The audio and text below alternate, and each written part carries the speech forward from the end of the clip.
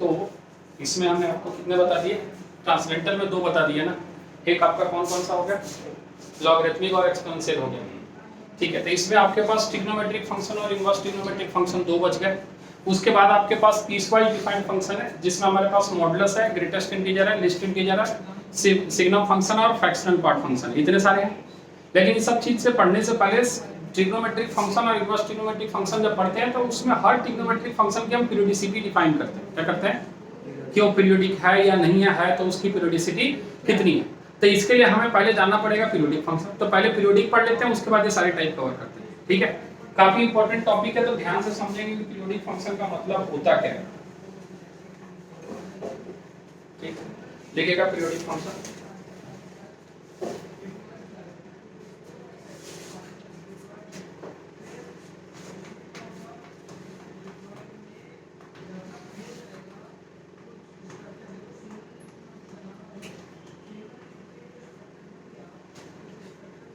अच्छा, तुम लोग क्या समझते हो पीरियोडिक से?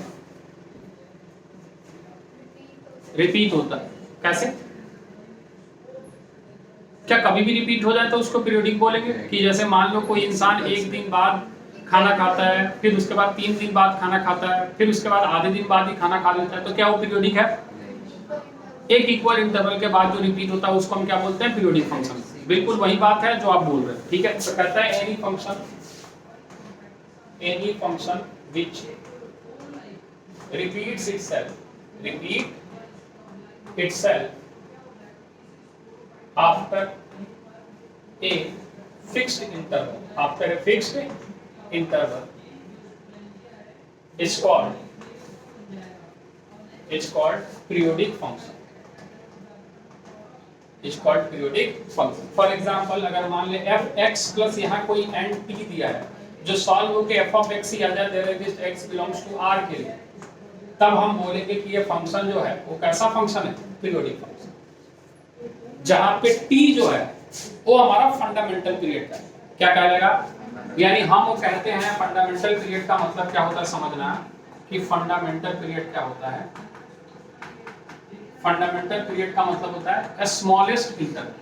क्या बच्चे? हाँ, जो स्मॉलेस्ट इंटरवल है उसी को हम क्या बोलते हैं बच्चे? फंडामेंटल पीरियड बोलते हैं, जिसको हमने मान लो यहाँ किससे रिप्रेजेंट किया? t से। किससे? एग्जांपल के लिए हम एक ट्रिग्नोमेट्रिक फंक्शन लेते हैं और उसको समझाने की कोशिश करते हैं। फॉर एग्जांपल अगर साइन का कर्व देखें, इसका कर्व देखें बच्चे, y = अगर हम sin x ले लें तो इसका कर्व अगर हम देखें साइन का तो कुछ ऐसा दिखता है, ऐसे, ठीक है। पीछे की तरफ भी जाएगा ऐसे, है ना। अब यहां से ये शुरू हुआ, ये वाली वैल्यू आपके पास पाई है और ये वाली वैल्यू कितनी है? 2π। यहां से ये शुरू हुआ, यहां पे आगे 0 हो गया, तो क्या यहां तक ये पीरियोडिक हो रहा है क्या? नहीं, ये रिपीट कहां हो रहा है? 2π के 10 पास। मतलब जब यहां से हम लाइन खींचे तो यहां पे आया, यानी हम बोल रहे हैं कि ये जो दूरी है इसके बाद ये फंक्शन क्या हो जा रहा है? रिपीट हो जा रहा है। थोड़ा ध्यान से देखेगा, अगर इस ग्राफ को आगे भी ले जाके देखेगा तो फिर अगली बार कब रिपीट होगा? क्या ये बात समझ में आ रहा है? यानी ये 2π, 4π, 6π, 8π, 10π पे रिपीट हो रहा है, लेकिन इसकी फंडामेंटल पीरियड क्या है? फंडामेंटल पीरियड क्या है? 2π। यानी स्मॉलेस्ट वैल्यू इसकी कितनी है? 2π। यानी इसकी जो फंडामेंटल पीरियड है वो कितनी है बच्चे? 2π। बोल आया, जिसको तुम किससे रिप्रेजेंट कर दो थोड़ी देर के लिए, t के लिए। कोई कंफ्यूजन है? यानी पीरियोडिक फंक्शन का मतलब एक ऐसा फंक्शन जो अपने आप को रिपीट करता है एक फिक्स इंटरवल ऑफ टाइम या फिक्स इंटरवल के बाद, और वो सबसे छोटे इंटरवल को हम क्या बोलते हैं? उसकी पीरियोडिसिटी या फंडामेंटल पीरियड बोलते हैं। बोल आया, ठीक है। अब इसमें कुछ बातें हैं जो हमें समझनी है, कि आपने यहाँ बोल दिया कि सर sin x की पीरियड 2π है, तो सर sin² x की पीरियड क्या होगी? sin x की पीरियड अगर पाई है तो sin² x की पीरियड क्या होगी? तुक्का लगाओगे? क्योंकि कंसेप्ट तो नहीं पता फिलहाल। वैसे अगर बुक में सॉल्यूशन देखोगे या क्वेश्चन पूछे हुए हैं जेई में कि sin² x + cos² x की पीरियोडिसिटी क्या है, the period of sin² x + cos² x, JEE Mains 2004 2005 के आसपास पूछा है क्वेश्चन। बस इतना ही, जिस बच्चे को पता है वो आंसर बता देगा फटाफट, तो उसको सॉल्व करता है वो आइडेंटिटी लगा के। sin² x को लिखता है 1 - cos 2x / 2, जो ट्रिग्नोमेट्री में थोड़ा मोड़ा पड़ा। लेकिन हम यहाँ जो चीजें थोड़ी सी बताते हैं, बहुत सिंपल सी चीजें जो डेराइव होके आई है, कि कुछ फंक्शन और उनकी पीरियोडिसिटी आप डायरेक्ट अंदाजा लगा सकते हो या डायरेक्ट उसको लिख सकते हो, उसमें कोई प्रॉब्लम नहीं है। बात समझ में आ रहा है? तो हम पहले बता रहे हैं कुछ फंक्शन और उनकी स्टैंडर्ड पीरियोडिसिटी और इनकी जो भी है वो हम बात कर रहे हैं। जैसे मान लो पहला फंक्शन हम ले रहे हैं बच्चे sin की पावर nx cos की पावर nx या फिर इसका उल्टा cosec की पावर nx sec की पावर nx। इसकी पीरियड दो तरीके से काम करे। पहले तो इसकी पीरियड होगी 2 पाई t इक्वल टू कितना 2 pi when n is odd. n क्या होगा बच्चे और t जो होगा वो हो जाएगा pi when n is even. n is यानी अगर यहां sin क्यूब x पूछता तो हम उसकी पीरियड कितना बोलते हैं 2 पाई कितना। लेकिन अगर sin स्क्वायर x पूछा है तो उसका पीरियड हम कितना बोलेंगे 5। बोल आया? कोई कंफ्यूजन है? तो अब कोई तुमसे पूछेगा sin की पावर 8x का पीरियड क्या होगा तो तुम क्या बोलोगे पाई। क्या बोलोगे? थ्योरेटिकल मेथड है, डिराइव होके आता है। ठीक है चलो दूसरा चीज कि कहीं पे अगर tan x रहे या फिर cot x रहे tan nx रहे या फिर क्या रहे बच्चे cot nx रहे हम जनरलाइज करें तब इसकी पीरियड हमेशा जो होती है पाई चाहे when n is even और क्या रहे और। आप इसको और रखो चाहे इवन रखो इसकी पीरियोडिसिटी हमें क्या होती है हमेशा क्या होती है पाई। हमेशा क्या होती है पहला ही हो गया। दूसरा अगला कि अगर tan x की भी पाई होगी। अभी प्रूफ करके दिखा देंगे ग्राफ बनाएंगे तो ये सारी चीजें प्रूफ कर देंगे चिंता ना। ठीक अब अगली अगर टाइप की बात करें तो करता है मॉड sin x या फिर मॉड cos x या फिर मॉड tan x या फिर मॉड cosec x या फिर मॉड sec x या फिर मॉड cot x। अगर ये सारे फंक्शन का मॉड ले लें तब इसकी पीरियड हमेशा क्या होगी बच्चे पाई। क्या होगी? अब अगर ये मान ले sin x है तो मॉड sin x तुमसे कोई पूछेगा तो तुम बोलोगे कि सर नेगेटिव वाले पार्ट को ऊपर लेके चले जाओ। अगर ट्रांसफॉर्मेशन ऑफ ग्राफ पढ़ा है तो नहीं पढ़ा है तो पढ़ाएंगे कि मॉड किसी फंक्शन का अगर मॉड हम डिराइव करते हैं तो जो नेगेटिव पार्ट होता है उसका हम मिरर इमेज कहां ले लेते हैं ऊपर की तरफ। यानी ये ग्राफ कुछ ऐसा दिखने लगेगा। थोड़ा ध्यान से दिख रहा है क्या? अब इसकी पीरियोडिसिटी कितनी दिख रही है पाई दिख रही है। सेम चीजें सारे में चलेंगी। बोल आया? कोई कंफ्यूजन है? चल ये आपके मॉड वाला हो गया पाई। अब आपके पास अगला है कि मान लीजिए x minus greatest integer function basically ये फ्रैक्शनल पार्ट क्या बच्चे f अभी पढ़ाएंगे फंक्शन का टाइप फ्रैक्शनल पार्ट। तो इसकी पीरियोडिसिटी होती है 1। कितनी होती है? ये हर 1 के बाद रिपीट हो जाता है। अभी ये भी ग्राफ से प्रूफ हो जाएगा। ठीक है अगला फंक्शन है अलजेब्राइक फंक्शन।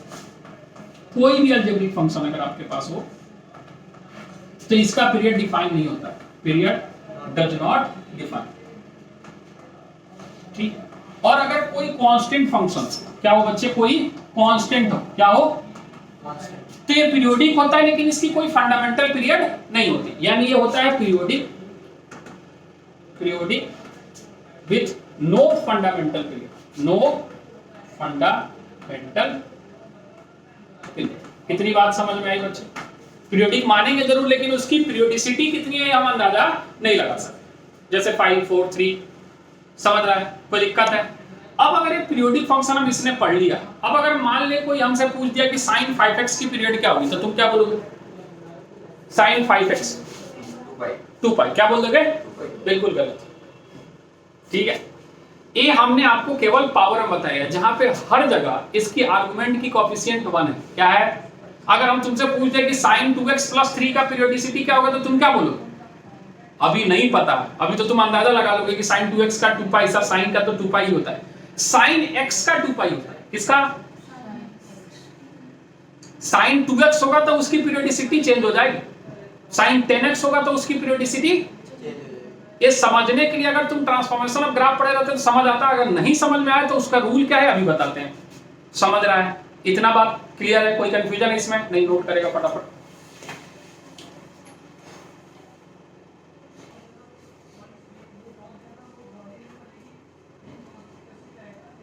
इसमें और किसी कोई डाउट बताए?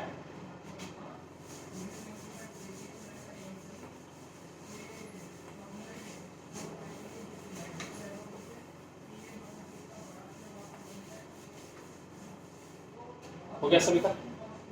ओके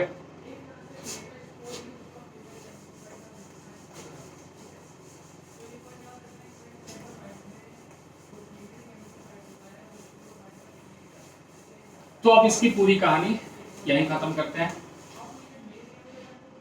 अब बात यह है कि सर पीरियोडिसिटी अगर चेंज हो रही है तो कैसे चेंज हो रही है, तो हम जनरलाइज कर लेते हैं, सारी चीजें समझने की कोशिश करेंगे। मान लीजिए ले हमारे पास कोई y equal to f of x function है, let y equal to f of x is given function with period t। इसकी पीरियड क्या मान लिया हमने, t मान ली। कोई हमारे पास एक फंक्शन है जिसकी पीरियोडिसिटी क्या है। अब इसके अलग अलग केसेस लिख रहे हैं, समझ रहे। पहला कि अगर यहाँ पे हम लिखते हैं कि y इक्वल टू या कोई और फंक्शन यहाँ c dot F of x लिख दे, क्या लिख दे बच्चे, जहाँ c कोई कांस्टेंट, c कोई, यानी इस f ऑफ x को किसी चीज से हम मल्टीप्लाई कर दें, क्या कर दें, तब भी इसकी पीरियड जो आनी है अभी वो कितनी आनी है बच्चे, t ही आनी, क्या आनी है। यानी कहने का मतलब एक क्वेश्चन इधर लेके समझाते जाते हैं। जैसे मान लो f ऑफ x हमारे पास sin x है, क्या है बच्चे, है sin x, तो इसकी फिलहाल जो पीरियड है हमारे पास 2 पाई कितनी है। तो अगर हमारे पास एक फंक्शन 2 sin x आ जाए तो भी इसकी पीरियड कितनी होगी अभी, क्या ये बात समझ में है। इसके पीरियडिसिटी में अभी कोई चेंज, क्लियर है, ठीक है। अब अगला समझ कि अगर हम यहाँ f x प्लस माइनस सी लिख दें, यानी इस फंक्शन में कुछ ऐड कर दें या सब्ट्रैक्ट कर दें, तब भी इसके पीरियड में कोई चेंज नहीं आएगा, अभी भी इसकी पीरियड कितनी रहेगी, t। यानी अगला एग्जांपल कि यहाँ पे अगर हम sin x प्लस 3 लिख देते हैं तब भी इसकी पीरियड कितनी रहेगी, क्या बात समझ में आ रहा है, कोई कंफ्यूजन है, ठीक है। अगला समझ, तीसरी चीज, ठीक है, अगर इसके आर्गुमेंट के अंदर कुछ हम ऐड सब्ट्रैक्ट कर दें, इसके आर्गुमेंट के अंदर कुछ ऐड सब्ट्रैक्ट कर दें, तब भी इसकी पीरियड कितनी रहनी है बच्चे, t ही रहनी है, क्या रहनी है। यानी हम यहाँ कह रहे हैं कि अगर हम इसको sin x plus pi by 6 लिख दें तब भी इसकी पीरियड कितनी रहनी है, कोई कंफ्यूजन है, क्लियर है। अब चौथी और इंपॉर्टेंट बात जो यहां से क्वेश्चन पूछेगा कि अगर ये फंक्शन कुछ इस तरीके का हो जाए ax प्लस b, क्या हो जाए, तब इसकी जो पीरियड होनी है, थोड़ा ध्यान से, वो होनी है t upon mod of a, क्या होनी है, t अपॉन, यानी पीरियोडिसिटी केवल इफेक्ट होती है कोफिशिएंट ऑफ x, किसे, बाकी उसमें कुछ ऐड करो सब्ट्रैक्ट करो, पूरे फंक्शन को किसी चीज से मल्टीप्लाई करो डिवाइड करो, उसके पीरियोडिसिटी पे कोई फर्क, क्या बात समझ आई। यानी अब हम ये कह रहे हैं कि अगर हमारे पास कोई क्वेश्चन है f of x equal to ऐसा sin 2x plus pi by 9, तब इसकी हमारे पास जो पीरियड आनी है बच्चे वो आनी है 2 पाई अपॉन कितना, 2, जो सॉल्व हो गया कितना आना है, क्या ये बात समझ आई, कोई कंफ्यूजन है इसमें, पक्का, ठीक है। यानी पीरियोडिसिटी अफेक्टेड किससे हो रही है, केवल कोफिशिएंट ऑफ x से, किससे, कोफिशिएंट ऑफ, छोटी छोटी मगर मोटी बातें, ये हो गई आसान, जिसमें सिंगल फंक्शन हमारे पास अगर कुछ ऐसा दिया है तो हम उसकी पीरियोडिसिटी ऐसे निकाल सकते हैं। फॉर एग्जांपल एक और क्वेश्चन ले ले, f of x equal to मान ले tan 3x है, क्या है tan 3x, तो इसका तुमसे कोई अगर पीरियड पूछेगा तो तुम क्या बोलोगे, सर tan का पाई होता है और x से डिवाइड कर दो, मॉड लगा दो, अरे हाँ या ना बोल, कोई दिक्कत है। अब फिर पांचवी बात फिर से स्टार लगाएं और इस पे और ज्यादा स्टार लगाएं कि अब अगर कोई फंक्शन 2-3 फंक्शन को मिला के बना हो, यानी ऐड करके बना हो या मल्टीप्लाई करके बना हो या किसी तरीके से बना हो, तब उसकी पीरियोडिसिटी क्या होगी। यानी हम कह रहे हैं कि आपके पास एक फंक्शन बना है f ऑफ x जो 2 फंक्शन को ऐड करके बना है ऐसे, जिसकी पहले की पीरियोडिसिटी t1 है और इसकी पीरियोडिसिटी कितनी है, तब हमें पीरियड चाहिए किसकी, फंक्शन की f की, किसकी, 2 तरीके, कितने, तो समझना कि यहां जो हम पीरियड ले रहे हैं f वो 2 है, थोड़ा और छोटा कर लेते हैं, इसको ऊपर लिख लेते हैं, इसके पीरियड t1 है और इसकी पीरियड कितनी है, t2, और भी हो सकता है t3 t4 जो भी हो सकता है, ठीक। तो पीरियड ऑफ f जो आएगा वो 2 तरीके से आएगा। पहला LCM of t1 and t2, LCM of t1 and, हम जो भी इसका जो भी है T1 T2 T3 T4 वो सबका क्या लेंगे, एलसीएम लेंगे। क्या लेंगे? और इसमें बात तय करेंगे if f is not an even function, f of x is not even function, ये इवन फंक्शन नहीं हो तब ये केस लगेगा। अभी आगे और चर्चा करेंगे। ये बात समझ में आया? दूसरा, इसी एलसीएम को हम 2 से डिवाइड कर देंगे। किससे डिवाइड कर देंगे बच्चे? और यहां लिखेंगे T1 T2। कैसे? अभी समझ। ये उस समय होगा इफ ये दोनों function f1x and f2x are complementary. क्या हो बच्चे? Complementary comparable to pair wise. Complementary comparable pair, मतलब हम ये कहना चाह रहे हैं कि साइन के साथ कॉस बैठा रहे, कॉस के साथ साइन बैठा रहे, टैन के साथ कॉट बैठा रहे, कॉट के साथ टैन बैठा रहे, सेक के साथ कॉसेक बैठा रहे और कॉसेक के साथ। क्या इतनी बात क्लियर है? यानी हम अगर यहाँ ध्यान से समझना, देख दुनिया है, ये मैथ है। जब तुम सोचने लगोगे कि तुम्हें आ रहा है तब ये क्वेश्चन आएगा, कहेगा अरे थामा। अब समझ, ये सारी बातें क्लियर है? ठीक। एलसीएम लेने का रूल अलग है। आप एलसीएम कैसे लेते हैं? एलसीएम लेने तो सभी को आता है, लेकिन हम अगर आपसे पूछ लें कि हमें एलसीएम बता दो π/3, 2π/1 का, तो क्या होगा एलसीएम?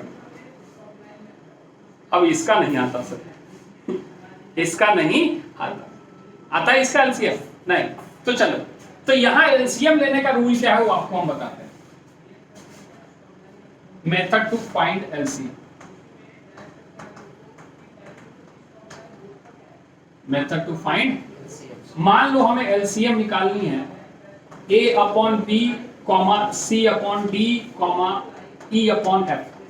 तो बेसिकली इसका एलसीएम निकलता है LCM of a, c, e divided by HCF of b, d, f। क्या ये बात समझ में आई? यानी ऊपर वाले का एलसीएम डिवाइड बाई नीचे वाले का एचसीएफ। अब बता पाओगे क्या? अब बता पाओगे? एलसीएम एचसीएफ अब बता पाओगे? रुक जाओ, एलसीएम लिखने आ गया, कोई दिक्कत वाली बात है?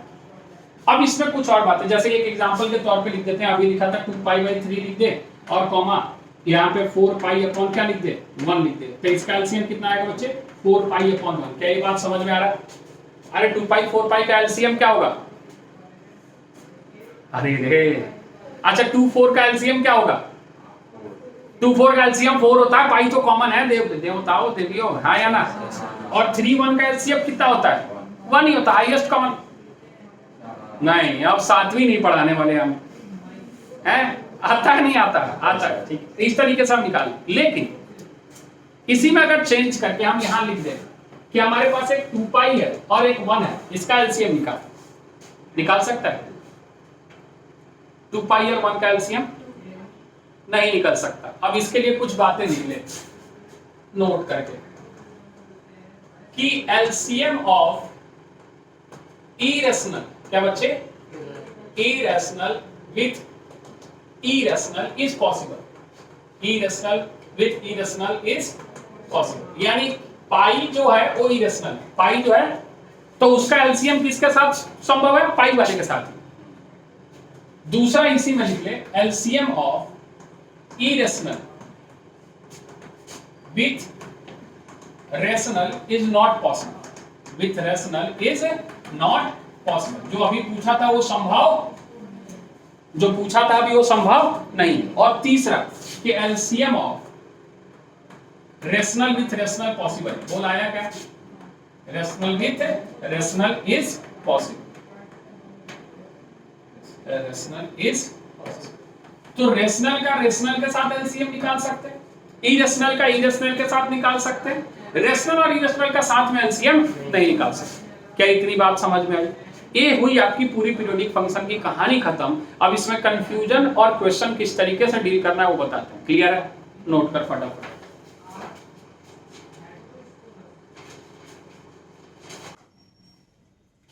तो समझेंगे इसको थोड़ा।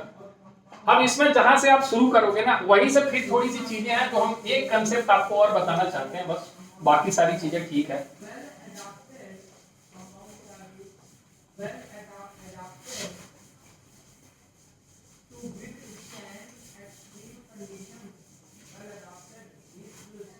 अब जैसे मान लो कि हमने आपसे एक क्वेश्चन पूछा, जैसे दो क्वेश्चन पूछा, F of x is equal to sine square X और प्लस कॉस स्क्वायर एक्स, इसके हमें पीरियड निकालिए, फाइंड पीरियड। ठीक है, पहला क्वेश्चन ये हमने आपसे पूछा, और दूसरा क्वेश्चन हमने पूछा आपसे F of x is equal to sec square X minus का tan स्क्वायर। तो सभी जानते हैं कि साइन स्क्वायर एक्स की पीरियड कितनी, पाई, कॉस स्क्वायर एक्स की पीरियड कितनी, लिख देते हैं, कॉस स्क्वायर एक्स की पीरियड पाई और साइन स्क्वायर एक्स की भी पीरियड कितनी बच्चे, पाई। आया ना वो? तो जब हम एफ ऑफ एक्स का पीरियड निकालेंगे तो क्या करेंगे, एलसीएम लेंगे, पाई और पाई का एलसीएम कितना हो गया, पाई हो गया। ठीक है, आंसर हम क्या लिख दिए, पाई, हो गया गलत। अब देख, क्या ये कंपेरेबल जो है वो कॉम्प्लीमेंट्री है ना? तो कॉम्प्लीमेंट्री है तो इसके एलसीएम को किससे डिवाइड करना पड़ेगा, 2 से। किससे, यानी अगर हम यहां लिखें तो 1/2 एलसीएम हम लेंगे किसका बच्चे, पाई का और कॉमा पाई का, तब तुम सॉल्व करके आंसर बोल दोगे पाई बाई 2। सही बात है, नॉट करेक्ट। एक करेक्ट, एक कंसेप्ट ही है, ठीक है, एक करेक्ट नहीं। क्यों नहीं है अब समझ। अगर इसी क्वेश्चन को बदल के जेई का क्वेश्चन बना दे और यहां साइन की पावर 4 थीटा, यहां एफ थीटा दिया है, साइन की पावर 4 थीटा प्लस कॉस की पावर 4 थीटा लिख दें और ऑप्शन दे दे ए पाई, दूसरा option they they pi by 2, तीसरा ऑप्शन दे दे 2 पाई और चौथा ऑप्शन दे दे 3 पाई, तो आप इसमें क्या ऑप्शन ठीक लगाओगे? अब इधर भूल जाओ, पहले इसका ऑप्शन होता। अरे कॉस साइन की पावर 4 थीटा का पीरियड कितना हुआ, पाई, और कॉस की पावर 4 थीटा का पीरियड कितना हुआ, पाई। अगर तुम्हें पहला कांसेप्ट याद नहीं है तो तुम बोलोगे पाई पाई का एलसीएम पाई, लेकिन अगर अच्छे से पढ़ के गए तो तुम जानते हो कि ये कॉम्प्लीमेंट्री है। क्या है? तो पाई पाई का एलसीएम पाई डिवाइड बाय 2, यानी आंसर कितना है, ए सही है। ए सही, तो फिर ए गलत क्यों? अगर ए सही है तो फिर ए जेई का क्वेश्चन, ए अरिहंत का क्वेश्चन। अभी सिंगेज भी बताएंगे। ए अगर सही नहीं है तो ए कैसे सही है? अब ये कैसे सही है समझ, कि तुमने इस फंक्शन को सिंपलेस्ट फॉर्म में लिखा तो ये हो गया 1। क्या हो गया? और 1 कांस्टेंट फंक्शन है जिसकी पीरियोडिसिटी डिफाइन नहीं है, इसीलिए इसकी पीरियोडिसिटी डिफाइन नहीं है, इसीलिए गलत है। क्या है? समझ आया? लेकिन ए तो 1 नहीं होने वाला। ए 1 हाँ, साइन स्क्वायर थीटा का whole square plus cos square theta का होल स्क्वायर, तो 1 तो नहीं हो रहा है ना, ये कुछ और हो रहा है जो कोई ट्रिग्नोमेट्रिक फंक्शन नहीं आएगा, कांस्टेंट तो नहीं आएगा किसी जिंदगी में, लेकिन ये तो आइडेंटिटी है, ये तो, इसीलिए ये पाई बाई 2 नहीं होगा, इसकी पीरियड डिफाइन नहीं, डज नॉट डिफाइन। क्या ये बात समझ में आई? आया ना वो? तो फिर उसी तरीके से अगर दूसरे क्वेश्चन में आंसर बता मुझे, तो इसको तुम बोलोगे कि सर सेक का कितना, सेक का कितना, पाई पक्का, ठीक है। सेक स्क्वायर एक्स का तुम्हारे पास पीरियड कितना आ गया बच्चे, पाई, और tan स्क्वायर एक्स का पाई, आया ना वो? ठीक है, tan स्क्वायर एक्स का भी पाई, सेक स्क्वायर एक्स का भी पाई, तो इसका आंसर कितना आना चाहिए? हाँ जल्दी, कितना आना चाहिए? पाई बाई 2। क्यों? कॉम्प्लीमेंट्री है।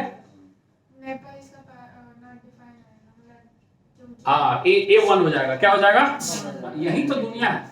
इसकी जो पीरियड आनी है वो आनी है पाई बाई 2। ए सही है, नहीं ये सही है। हाँ हाँ, अरे हम यही पढ़ाते हैं, हम तुम्हें वही पढ़ाते हैं जो कोई नहीं पढ़ाता। अब इसकी पीरियोडिसिटी पाई बाई 2 आएगी। कैसे? 1/2 एलसीएम ऑफ पाई कॉमा पाई कितना आ गया, पाई बाई 2। कोई एतराज है इसमें? कोई दिक्कत वाली बात तो नहीं है। अब तुम हमसे पूछोगे कि सर इसको आपने 1 लिखा और इसको आपने 1 नहीं लिखा, क्योंकि ए जो है ना, ये डिसकंटिन्यूअस फंक्शन है। कैसा फंक्शन है? ये पाई बाई 2 पे क्या होता है, ये पाई बाई, ये जो दोनों फंक्शन है सेक एक्स और क्या भैया tan x, ये डिसकंटिन्यूअस होता है। किस पे बच्चे? Discontinuous at 2n + 1 multiplied by pi by, odd multiple of pi by 2 पे क्या होता है? और जब फंक्शन डिसकंटिन्यूअस हो तब उसकी पीरियोडिसिटी जैसे आप निकाल रहे हो वैसे ही निकालोगे, लेकिन अगर वो कंटिन्यूअस हो तब वो हो जाएगा 1। पकड़ आई कहानी। अरे पढ़ेंगे ना डिसकंटिन्यूटी फंक्शन। आपको नहीं पता क्या कि cos का tan का ग्राफ π/2 पे ब्रेक हो जाता है, इतना तो पता है। tan 90 नॉट डिफाइंड होता है क्योंकि tan 90 से पहले पॉजिटिव होता है और tan 90 के बाद नेगेटिव हो जाता है। हमें कैसे पता करेंगे? ये ऑप्शन नहीं है आपके पास।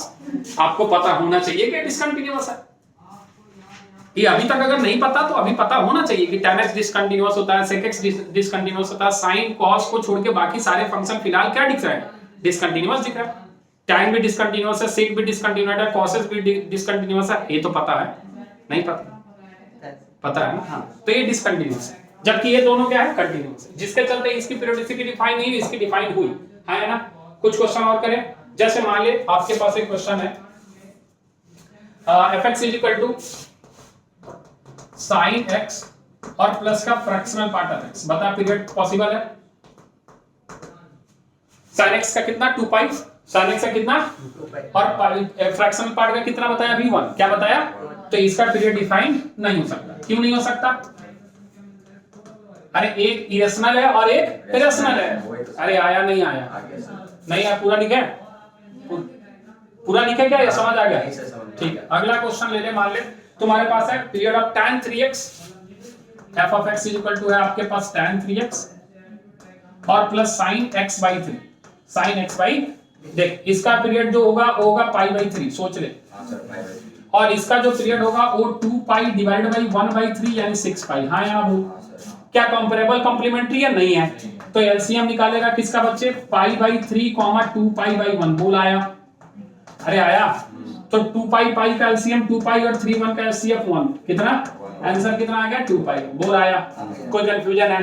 अब जैसे सारे कांसेप्ट जानेगा ना वैसे ये सारे क्वेश्चन जो है ना मौखिक हो जाएंगे। कैसे हो जाएंगे?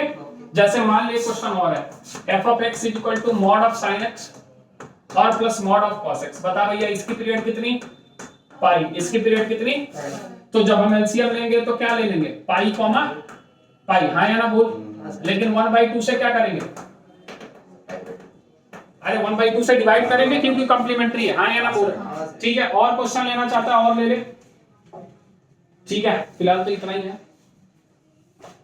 ठीक है, और मिलेगा तो और करेंगे। ये कांसेप्ट क्लियर है? पीरियोडिक फंक्शन कैसे जा रहा है, सारे पहलू को हमने आपको सामने रख दिया कि ऐसा है, ऐसा है, ऐसा है, किस केस में होगा, किस केस में नहीं होगा। छोटी छोटी जो बातें वो दिमाग में रखेंगे। ठीक है, नोट करें फटाफट, अगले टाइप पे चलते हैं। साइन का 2 पाई होता है और कोफिशिएंट ऑफ x से डिवाइड कर दिया। हाँ, tan का पाई होता है, कोफिशिएंट ऑफ x से डिवाइड किया 3 से। ये 1/3 से डिवाइड होगा ना क्योंकि कोफिशिएंट कितनी है इसकी? 1/3 है, ना कि 3 है। sin 3x रहता तो क्या लिखते? 2 पाई/3। अरे आया नहीं आया? 3 ऊपर जाके मल्टीप्लाई।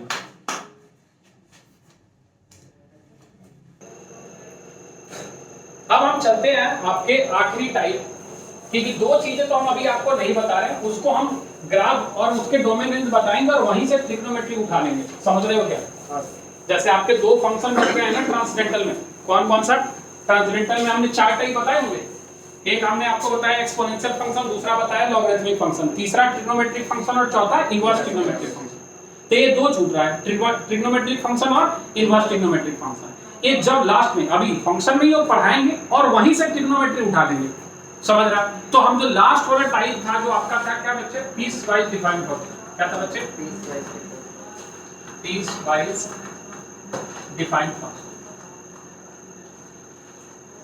इसको चर्चा कर रहे हैं फटाफट। इसके डोमेन देखते चले जाएंगे, कुछ प्रॉपर्टी देखते चले जाएंगे जो जरूरी है, मोटा मोटी, पूरा नहीं देखने जा रहे हैं, जितनी जरूरत है। पहला इसमें देखेंगे बच्चे मॉड्यूलस फंक्शन। क्या देखेंगे? इसी का नाम है एब्सोल्यूट फंक्शन। मॉड्यूलस और एब्सोल्यूट फंक्शन। ठीक है, क्या कहता है देखेंगे इधर कि f of x = ऐसे रिप्रेजेंट करता है mod x। क्या? mod x। ये 2 तरीके से ओपन होता है। आज समझ लेना कहानी क्या है। x और -x, ये उस समय जब x की वैल्यू 0 से बड़ी हो और ये उस समय जब x की वैल्यू 0 से छोटी हो। समझ आया? जैसे अब कहानी समझ। बचपन में टीचर ऐसे लिखता था -7 mod = 7 लिख देता था। हम पूछते थे कि सर कैसे, तो बोलता था जब। हाँ, ये मशीन है, इसके अंदर कुछ भी डालो हमेशा क्या देगा? पॉजिटिव। ये इसलिए नहीं, ये जो अंदर वैल्यू बैठी है वो 0 से छोटी है या बड़ी है? छोटी है, तो जब भी खुलेगा किसके साथ खुलेगा? जब भी खुलेगा किसके साथ खुलेगा? माइनस के साथ खुलेगा, जिसके चलते माइनस माइनस क्या हो जाएगा? प्लस हो जाएगा। अरे समझ पाया नहीं है? कोई कंफ्यूजन है? अब इसके ग्राफ की बात करें। अगर इसकी ग्राफ की बात करें तो ध्यान से देख, तो 1 रख रहा है तो 1 मिल रहा है, 2 रख रहा है तो 2 मिल रहा है, 3 रख रहा है तो 3 मिल रहा है। -1 रखेगा अगर यहाँ पे -1 तो क्या मिलेगा? +1। -2 रखेगा तो प्लस, यानी ए इधर की तरफ ऐसे जाएगा और ए इधर की तरफ ऐसे जाएगा। सोच ले, ए x है ए y है। बोल आया? कोई कंफ्यूजन है? तो यहाँ पे अगर तुमसे कोई डोमेन पूछेगा तो तुम क्या बोलोगे कि सर हम कुछ भी ले रहे हैं r, लेकिन अगर कोई तुमसे रेंज पूछेगा तो तुम बोलोगे कि सर ये तो हमेशा पॉजिटिव आएगा r+। बोल आया? कोई कंफ्यूजन है? पक्का? अब रही बात इसकी प्रॉपर्टी।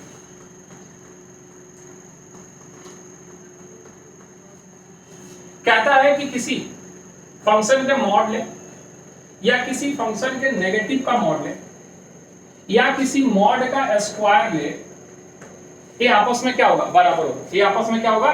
बराबर। ठीक है, ये इसको एक साथ रख और अगले वाले को एक साथ रख कि कोई x स्क्वायर मॉड ले या मॉड x का स्क्वायर ले, ये आपस में क्या होगा? बराबर। बोल आया? कोई कंफ्यूजन है? अलग अलग भी लिख सकता है इसको कि मॉड x का स्क्वायर ऐसे, मॉड x का स्क्वायर ही क्या होता है? x square. अगली प्रॉपर्टी कि रूट अंडर अगर x स्क्वायर है कहीं तो ये मॉड x बाहर निकलेगा। क्या निकलेगा? हाँ, ये नहीं कि केवल x बाहर निकल जाएगा। क्या निकलेगा? Mod x। यानी कहीं पे अगर रूट के अंदर sin स्क्वायर x है, यही समझ ले कि रूट के अंदर अगर ये sin स्क्वायर x है तो ये जब फ्री होगा तब इसको अब तुम sin x नहीं लिखोगे, अब लिखोगे। एलिमेंट्स में लिख देते थे sin x। क्या लिख देते थे? आंसर भी आ जाता था। कैसे आंसर चेंज होगा बताएंगे। जेई के क्वेश्चन में और बोर्ड के क्वेश्चन में क्या फर्क है? सेम ही दिखेगा, एक का आंसर टाइम में आएगा, एक का आंसर क्वार्ट में आएगा। समझ रहा है? चल इतना। उसके अलावा अगली प्रॉपर्टी कि अगर हमारे पास मॉड x है तो ये हमें मैक्सिमम वैल्यू देगा x पे और -x पे, दोनों पे मैक्सिमम वैल्यू देगा। चाहे नेगेटिव लो चाहे पॉजिटिव, हमेशा क्या देगा? मैक्सिमम। और इसी के अगर हम माइनस बाहर लगा दे तो ये हमेशा हमें मिनिमम वैल्यू देगा। कितने पे? x पे, और क्योंकि माइनस अब मॉड से बाहर लगा है। हाँ या ना? बोल, कोई कंफ्यूजन है? चल अगली प्रॉपर्टी इन इक्वेशन की, इसकी कहता है कि x प्लस y दो अगर फंक्शन है और मॉड लगा है तो ये हमेशा छोटा रहता है इसके इंडिविजुअल मॉड्यूलस। कॉम्प्लेक्स नंबर की one of the most important maximum और मिनिमम वैल्यू निकाल लेते हैं। समझ रहा है? और इसकी अगर उल्टा बात ले लें कि अगर x माइनस y या x प्लस y रहे तो यहाँ पे हमेशा बड़ा होगा x mod minus y mod से, यानी इसके डिफरेंस से हमेशा बड़ा होता है लेकिन एडिशन से क्या होता है? छोटा होता है। आया? कोई कंफ्यूजन है? यानी इससे अगर जनरलाइज कर ले तो कुछ ऐसी बात है कि x प्लस वाई मॉड जो है, थोड़ा दूर लिख लेते हैं, x प्लस वाई मॉड जो है वो हमेशा mod x minus mod y से बड़ा होता है और mod x plus mod y से छोटा होता है। बस ये प्रॉपर्टी गांठ बांध के रख लेना। सेम चीजें कॉम्प्लेक्स नंबर में लिखवाई। बोल आया? अगली प्रॉपर्टी इन इक्वेशन कि अगर कोई mod x less than equal to a है, लेस देन इक्वल टू क्या है? तो यहां से x हमेशा लाई करेगा -a से a के बीच में क्लोज इंटरवल। बोल आया? कल बताया था ना वेवी कर्व मेथड। एक्सप्लेन करें इसको? करें? नहीं सर, हम तो रट लेंगे। अच्छा ठीक है, देख लेंगे हम। अच्छा, a इक्वल टू हट जाएगा तो ओपन इंटरवल में हो जाएगा, ये सभी को पता है। ठीक। अगला, अगर ये mod x greater than equal to a रहे तो कहता है x बिलोंग करेगा माइनस इनफाइनाइट से minus a open close union a से लेकर इनफाइनाइट क्लोज और ओपन। ऐसे होगा समझ। a मॉड x है तो दो तरीके से खुलेगा। हाँ या ना? बोल। एक बार x ग्रेटर देन a और एक बार x greater than equal to a minus के साथ। हाँ या ना? बोल। अरे हाँ या ना? बोल। एक बार पॉजिटिव एक बार, तो तुम्हें x की वैल्यू चाहिए तो x की वैल्यू a से बड़ी, a से, और यहाँ x की वैल्यू निकालोगे तो इसको माइनस से मल्टीप्लाई करोगे। क्या करोगे? माइनस से। तो ये साइन ऑफ इन इक्वेशन क्या हो गया? चेंज हो गया। तो यहाँ से जब इसको x सॉल्व किया तो ये हो गया x less than equal to -a। बोल आया? यानी फिर से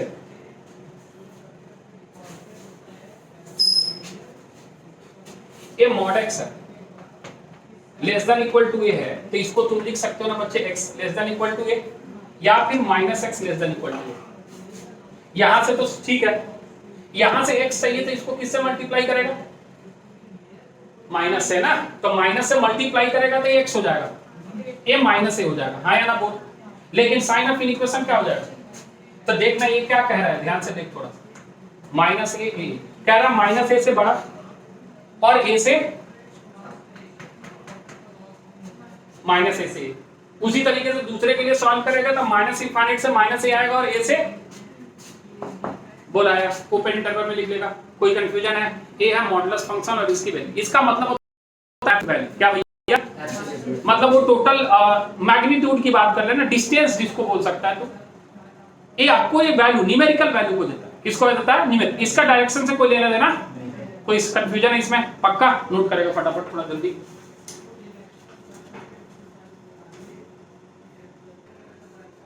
तुम लोगों ने चुराया कभी ना? नहीं? अच्छे बच्चे साथ खाया ना, वो फील नहीं देता।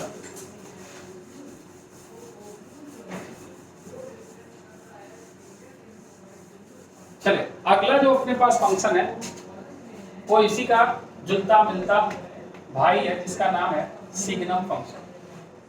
क्या बच्चे? सिग्नम रिप्रेजेंट होता है ऐसे, f of x is equal to sgn(x). ठीक है, f of x is equal to कितना, sgn(x). देख इसका मतलब क्या होता है समझ। ये कहता है कि या तो ये मॉड x अपॉन x होगा, या उल्टा भी लिख सकते हो x अपॉन मॉड x। कब? जब x नॉट इक्वल टू 0 होगा, या फिर ये 0 होगा जब x इक्वल टू कितना होगा, 0। अब कोई बच्चा बोलता है कि सर x 0 पे डिफाइन नहीं है, वो बोल रहा नहीं, आपको चेक करने की जरूरत ही नहीं, हम बता रहे हैं कि x जब 0 है तब ये क्या है, 0, और जब 0 नहीं है तब ये मॉड x अपॉन क्या है, x। थोड़ा और ध्यान से देखेगा तो यही फंक्शन कुछ इस तरीके से दिखेगा, -1 0 और 1, x लेस देन 0 के लिए, x इक्वल टू 0 के लिए और x ग्रेटर देन 0 के लिए। बोल हाँ है ना? कुछ भी रख ले पॉजिटिव, पॉजिटिव और positive same upon same cancel out होकर क्या आ जाएगा, 1। नेगेटिव रखेगा तो एक तो पॉजिटिव हो जाएगा लेकिन एक क्या आ जाएगा, नेगेटिव। कैंसिल तो हो जाएगा लेकिन -1 आ जाएगा। हाँ या ना? बोल, कोई कंफ्यूजन है? ग्राफ देख, कल बताया था, पॉजिटिव लेंगे तो 1, पॉजिटिव लेंगे तो, और नेगेटिव लेंगे तो -1, और 0 पे कितना, 0। बोल आया? कोई कंफ्यूजन है? तो हम तुमसे डोमेन अगर पूछ लें तो तुम डोमेन क्या बोलोगे कि x पर सब कुछ भी रख लो आप, लेकिन रेंज क्या बोलोगे बच्चे? या तो -1, या तो 0, या तो यही 3 आएगा, इसके अलावा और कुछ नहीं आएगा। बोल आया? कोई कंफ्यूजन है? चल अगला लिखेगा, greatest integer function. Greatest integer function, greatest integer function, short form में GIF बोला जाता है, मोबाइल वाला नहीं, फंक्शन वाला। ठीक है, मोबाइल में भी आजकल GIF आता है, तो वाला नहीं। ग्रेटेस्ट इंटीजर फंक्शन का मतलब समझ के दिखता कैसे, ऐसा, f of x is equal to rectangular bracket. क्या बच्चे? इसका मतलब क्या होता समझ लो। कहता है कि इसमें आप कुछ भी इनपुट दो, अगर इंटीजर दोगे तो वही इंटीजर बाहर निकल जाएगा, लेकिन अगर इंटीजर के अलावा कुछ और दोगे तो उससे जस्ट छोटा वाला इंटीजर हमें मिलेगा। क्या मिलेगा? यानी हम ये कह रहे हैं, समझेगा कि अगर यहाँ 1.3 डाले हमने तो ये हमें क्या देगा, क्या देगा? कोई कंफ्यूजन है? मान ले 3.99999 डाला आपने, तब भी ये क्या देगा आपको? जनरली इसको हम 4 लेते हैं, लेकिन यहां ये क्या देगा, 3। तो -2.5 डालेंगे तो क्या देगा, क्या देगा? -3 देगा, -2 नहीं देगा। क्या देगा? अपने से छोटे इंटीजर को। और अगर हम यहाँ 5 डाले तो क्या देगा बच्चे? 0 देगा। डालेंगे तो क्या देगा? 0। कोई कंफ्यूजन है? चल ग्राफ देख, ध्यान से देखना।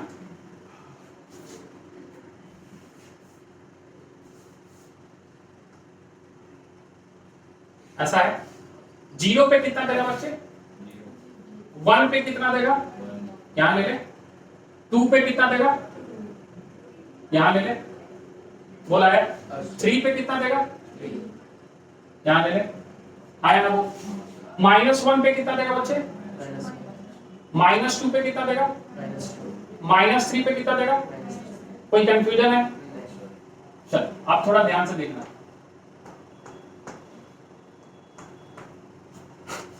-0.1 पे क्या देगा? 0.1 पे क्या देगा? जीरो देगा, 0.1 पे क्या देगा जीरो, 0.5 पे क्या देगा 0.9 पे क्या देगा 1 पे 1 दे रहा है, तो क्या यहाँ ओपन होना चाहिए? हाँ 1 पे 1 दे रहा है तो 1 पे क्या होना चाहिए? ओपन होना चाहिए। समझना थोड़ा ध्यान से, यहाँ ओपन है और इससे पहले 0.9 तक हमें क्या दे रहा है? जीरो दे रहा है। क्या दे रहा है? जीरो। कोई कंफ्यूजन है? यानी हम यहां से x कुछ भी रख लें ये हमेशा जीरो ही देगा। बोला है? कोई कंफ्यूजन है? पक्का? अरे हाँ या ना? ठीक। अब 1 पे क्या दे दिया? 1 दे दिया। 1 पे क्या दे दिया? 1.1 पे, 1.2 पे, 1.9 पे और 2 पे ओपन। हाँ ये 2 पे 2 दे रहा है ना, ये यहाँ नहीं हो सकता, एक ही जगह देगा। 2 पे ये क्या दे रहा है? 2 दे रहा है, समझ रहा है? फिर 2 से लेकर 3, ये 1 है यहाँ, ये समझ रहा है, ये 1 है, ये कितना बचे 2 आया ना। फिर तुम 2 से लेकर 3 के बीच में कुछ भी दे रहा है, 2 ही दे रहा है और 3 पे ये 3 दे रहा है, आया ना बोल। फिर आगे भी ऐसे ही चला जाएगा, बोल आया। पीछे की तरफ जाएगा तो यहाँ से ऐसे आएगा, ये ओपन हो जाएगा, बोल आया। यहाँ से ऐसे जाएगा ओपन हो जाएगा, यहाँ से ऐसे जाएगा ओपन हो जाएगा, बोल आया। कोई कंफ्यूजन है? क्लियर है? देख के किसी चीज की फील आ रही है क्या? किसकी फील आ रही है? सीडी की। हाँ स्टेप किसकी? हाँ तो इसका नाम है स्टेप फंक्शन, इसको स्टेप फंक्शन के भी नाम से जाना जाता है। कोई कंफ्यूजन? अब जो पूछ रहा है वो बता, डोमेन बता, क्या आर है? कुछ भी रख, रेंज बता, आउटपुट हाँ आई क्या है? आई मतलब इंटीजर, आई और जेड, कुछ भी दे रहा है, दे क्या रहा है हमें? इंटीजर दे, क्या दे रहा है? कोई शंका है? कोई दिक्कत वाली बात है? नहीं। अब इसकी प्रॉपर्टी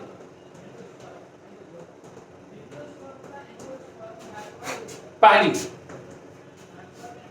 कहता है कि ग्रेटेस्ट इंटीजर फंक्शन x जो है वो हमेशा लाई करेगा अपने से छोटे इंटीजर और खुद के बीच में, अपने से छोटे इंटीजर और सबसे ज्यादा इस्तेमाल होगा लिमिट में। कहां? पकड़ के रखना, इस्तेमाल कहां होगा बच्चे? लिमिट में। अभी बता दे कि अगर n टेंड्स टू 0 है, थोड़ा सा अगर पढ़ के आया हो सभी को बता दे, अगर यहाँ n टेंड्स टू 0 है या 0 माइनस है और यहाँ ग्रेटेस्ट इंटीजर फंक्शन n है, तो तुम लोग क्या करते हो? यहाँ 0 ही पुट कर देते हो। क्या पुट कर देते हो? ये 0 नहीं है, 0 माइनस h है। क्या है? और 0 माइनस h जब पुट करेंगे तो वो -1 देगा। क्या देगा? यानी ये जो सॉल्व होगा ना तो ये n-1 देगा अपने से छोटे इंटीजर। लेकिन अगर इसमें 0 प्लस ऐड करते हो यानी n प्लस h लिखते हो, क्या लिखते हो? n प्लस h, तो क्या देगा? वही कह रहा है कि कोई भी ग्रेटेस्ट इंटीजर फंक्शन मैक्सिमम खुद ही को दे सकता लेकिन मिनिमम उससे अपने छोटे। यानी अगर यहाँ 4 रहता तो वो 3 को देता, क्योंकि 4 माइनस h करते तो 3 पॉइंट बिल्कुल 4 के करीब आता, लेकिन कुछ ना कुछ तो घट गया है। क्या समझ रहा है इस बात? कोई कंफ्यूजन है? पहली प्रॉपर्टी। दूसरी कहता है कि x में अगर आपने किसी इंटीजर को ऐड या सब्ट्रैक्ट कर दिया तो आप इसको अलग अलग लिख दो, कोई दिक्कत वाली बात नहीं है, बस कंडीशन है कि यहाँ n इंटीजर होना चाहिए। क्या होना चाहिए? जैसे 4.5 प्लस 1 आप अलग अलग कर लो, दोनों का आंसर क्या आएगा? सेम आएगा। अरे आया नहीं आया? तीसरी प्रॉपर्टी बहुत इंपॉर्टेंट है, greatest integer function x plus minus greatest integer function f(x), दो चीजें देगा, एक 0 और एक -2। क्या देगा? 0 और ये उस समय देगा जब x बिलोंग्स टू इंटीजर होगा और ये उस समय देगा जब x not belongs to integer होगा। अरे आया? कैसे प्रूफ करके दिखा रहे हैं? बोल बोल बोल, कोई इंटीजर बोल फटाफट। 3 greatest integer function 3 minus greatest integer function 3, 3 minus 3 equal to 0। बोला है? कोई नॉन इंटीजर बोल फटाफट। 3.5 ग्रेटेस्ट इंटीजर फंक्शन माइनस का 3.5 ग्रेटेस्ट इंटीजर फंक्शन नेगेटिव के साथ आया ना बोल। तो ये आ गया 3, ये कितना आ गया? 3 आ गया और ये आ गया -4 सॉल्व होकर कितना आ गया? अरे आया? कोई कंफ्यूजन है इसमें? नहीं। अब अगला देखेगा कि कहता है कि अगर हमारे पास n है, क्या है, और उसको ग्रेटेस्ट इंटीजर फंक्शन के टर्म में लिखना चाहते हैं, n+1 divided by 2 greatest integer function plus n+2 divided by 4 greatest integer function plus n+3 divided by 6 greatest integer function plus so on, आगे चला जाएगी। और कुछ नहीं, n का एक्सपेंशन है। किसका एक्सपेंशन है बच्चे? n का। कोई कंफ्यूजन इसमें? याद रखेगा बस, n+1 n+2 n+4 n plus कितना 4 डिवाइड बाय कितना बच्चे 8। एक्सपेंशन है, जनरली जरूरत नहीं पड़ता, लेकिन कभी कभार जरूरत पड़ जाएगा तो इस्तेमाल कर लेंगे। उसी तरीके से अगर एक ग्रेटेस्ट इंटीजर के अंदर x भी आ जाए, इसके अंदर आ जाए x, यानी यहाँ x आ जाए प्लस यहाँ x प्लस 1/2 आ जाए, क्या आ जाए बच्चे x प्लस 1/2 आ जाए 1/2 सॉरी n में लिखना है तो 1/n आ जाए प्लस x प्लस 2/n आ जाए प्लस 1 ऐसे ही आगे चला जाए। तो ये और कुछ नहीं, किसको देगा? Greatest integer function of nx को देगा। क्या देगा? x 1/1 है जिसके चलते दिख नहीं रहा, 1/n 2/n 3/n 4/n 5/n n/n बोला आया, तो ये किसको देगा? nx ग्रेटेस्ट इंटीजर का एक्सपेंशन है जो कभी इस्तेमाल हो जाता है लिमिट के क्वेश्चन में, जनरली तो होता है क्योंकि लेंथी होता है। हम sin x cos x का एक्सपेंशन यूज ही नहीं करते, इसका क्या यूज करते? क्लियर है? फटाफट नोट कर, दो और है बताते हैं।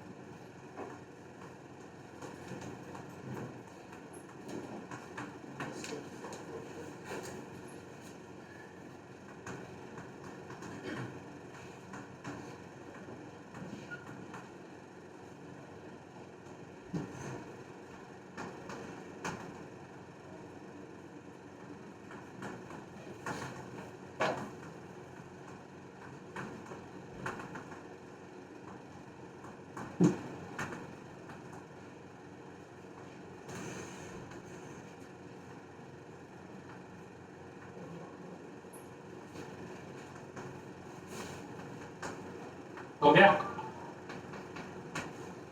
हो गया? अभी हाँ चली जाते थे। तो लिस्ट इंटीजर फंक्शन का क्या मतलब है? जैसा काम बिल्कुल उसके विपरीत नाम। उसमें ग्रेटेस्ट नाम था तो वो छोटे इंटीजर को दे रहा था, इसमें लिस्ट नाम है तो ये बड़े इंटीजर को देगा। किसको देगा? यानी कहीं अगर 3.1 है तो किसको देगा? 4 को। 4 है तो क्या दे देगा? 4 ही दे देगा। -2.1 है तो इससे बड़ा इंटीजर क्या है? -2। अरे आया नहीं आया? कोई कंफ्यूजन है इसमें? अब आ जाए ग्राफ पे।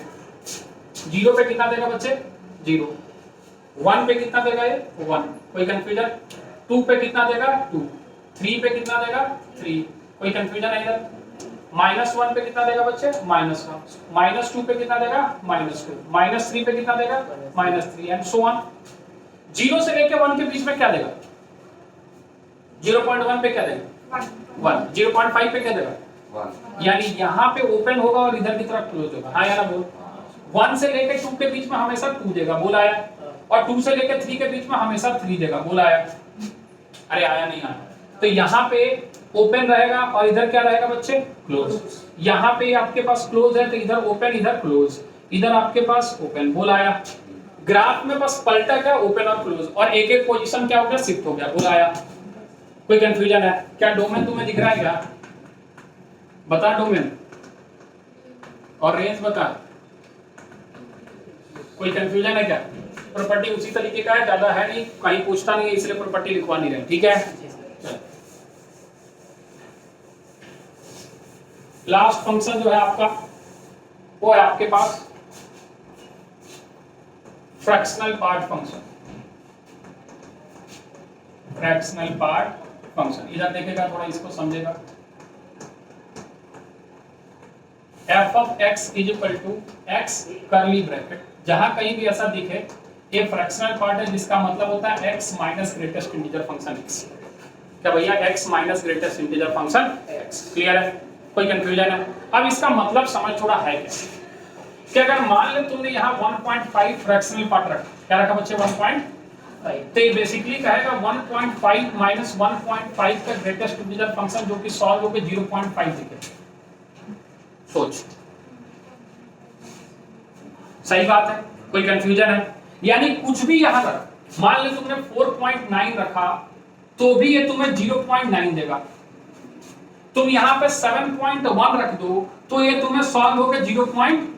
अब किसी के मन में आया सर नेगेटिव रख के देखो, नेगेटिव रख के देखो सर, कहे बदल जाए कुछ और, नेगेटिव रख ले। -2.1 फ्रैक्शनल पार्ट, तो तुम यहाँ लिखोगे -2.1 माइनस 2.1 -3।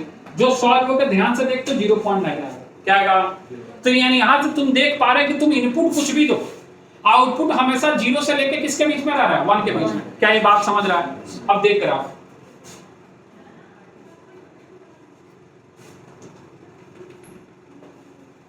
जीरो पे 0 दे रहा है, 0 पे कितना दे रहा है? 0। और 1 पे भी क्या देगा? 0 ही देगा। 1 - 1 क्या हो जाएगा? 0। 0.1 पे ये 1 है, ये क्या है? 1। तो 0.1 पे 0.1, 0.2 पे 0.2, 0.3 पे 0.3 आया ना बोल। यानी ये ग्राफ कुछ ऐसे जाएगा, ओपन हो जाएगा क्योंकि इस पे 0 होने वाला है। बोल आया? नहीं आया, आ गया। फिर 1.1 पे क्या देगा? 0.1। 1.2 पे क्या देगा? 0.2। और 1.3 पे क्या देगा? 0.3। तो ऐसे फिर से ग्राफ बढ़ना शुरू होगा और यहां तक जाएगा, लेकिन 2 पे फिर से क्या दे देगा? 0। बोल आया? फिर आगे की तरफ ऐसे ही पैरेलली बढ़ते जाएगा, यहाँ ओपन हो जाएगा, यहाँ क्लोज हो जाएगा, यहाँ ओपन हो जाएगा, यहाँ क्लोज हो जाएगा। हाँ या ना बोल? सेम उसी तरीके से नेगेटिव में भी चलेगा। बोल आया? उसी तरीके से आपका नेगेटिव में कर लोगे कंप्लीट। कोई दिक्कत है? चल, अगर ये बात समझ में आ गई तो थोड़ा समझ के बताएगा कि डोमेन क्या है, रेंज क्या है, थोड़ा सोच के बताना। इंटीजर्स को छोड़ के सब, थोड़ा इंटीजर्स को छोड़ के सब क्या मतलब? 4.5 रेंज है क्या? इंटीजर नहीं है 4.5, बता है क्या रेंज? नहीं, सोच जल्दी बता, हमारे पास समय नहीं, कम नहीं है, नहीं है। तो क्या आ रहा है इसका आउटपुट? अरे आउटपुट यही है, 0 से लेके 1, 0 से लेके, चल लिख दिया, 0 से लेके 1। ओपन और क्लोज, दोनों ओपन या दोनों क्लोज? दोनों ओपन। 0 close 1 open. 0 आ तो रहा है, 1 पे भी 0 आ रहा है, 2 पे भी 0 आ रहा है, 1 नहीं आ रहा। 1 पे क्या है? ओपन। देखना सी कोई इसमें नहीं हो जाएगा। ग्रेटेस्ट फ्रैक्शनल पार्ट 0 तो आपका इंटीजर पे 0 ही रहेगा, इस प्रॉपर्टी को लिखवाने की जरूरत तो है नहीं। अच्छा, कहीं पे अगर मान ले माइनस का x फ्रैक्शनल पार्ट रहे तो ये 1 माइनस x फ्रैक्शनल पार्ट हो जाता है, जैसा अभी हमने करके दिखाया। समझ रहा है क्या? अरे समझ रहा है? नहीं समझ रहा है? अभी करके दिखाया ना, ये देखना 1 माइनस समथिंग उल्टा हो जाता है, और बाकी अगर x फ्रैक्शनल पार्ट जो है वो 0 हो जाता है जब x बिलोंग्स टू क्या हो? इंटीजर। ये बता ही दिया, एक प्रॉपर्टी तो इसका फॉर्मूला ही है। हाँ या ना? और अगर फ्रैक्शनल पार्ट, यहाँ तीसरा प्रॉपर्टी लिख ले कि x प्लस माइनस अगर इंटीजर रहे, फ्रैक्शनल पार्ट रहे, तो आप इसको अलग अलग लिख सकते हो, कोई दिक्कत वाली बात नहीं। बोल आया? कोई कंफ्यूजन? ये हुआ आपका 11th का फंक्शन समाप्त। फंक्शन 1 समाप्त हुआ, जिसमें 2 बच गए हैं। कौन कौन से? ट्रिग्नोमेट्री और इनवर्स, जो दोनों अपने आप में चैप्टर है तो उसको हम लोग फिर से पढ़ते ही हैं। फिलहाल ये फंक्शन की कहानी यहाँ थोड़ी मोड़ी हुई समाप्त। अगली क्लास में उस दोनों का ग्राफ पढ़ाने से पहले हम आपको फंक्शन 2 पढ़ाएंगे, जो कि क्लास 12th का है, और उसके बाद फिर ट्रिग्नोमेट्री के ग्राफ, इनवर्स के ग्राफ, डोमिनेंट, और वहीं से ट्रिग्नोमेट्री स्टार्ट हो जाएगी। क्लियर है? कोई कंफ्यूजन? ट्रिग्नोमेट्री के वीडियोस देखते रहें, बेसिक चीजें, ट्रिग्नोमेट्रिक रेशियो वगैरह ये सारी चीजें क्लियर रखें, उसमें साउंड का प्रॉब्लम नहीं। ठीक है, चलिए आगे। धन्यवाद। आज इतना ही, कुछ भी रख ले, 100.2 रखोगी तब भी 0.2 होगा, उससे कोई फर्क नहीं पड़ता। ठीक है, चले मिलते हैं अगली क्लास में। आज के लिए इतना ही, बहुत बहुत धन्यवाद।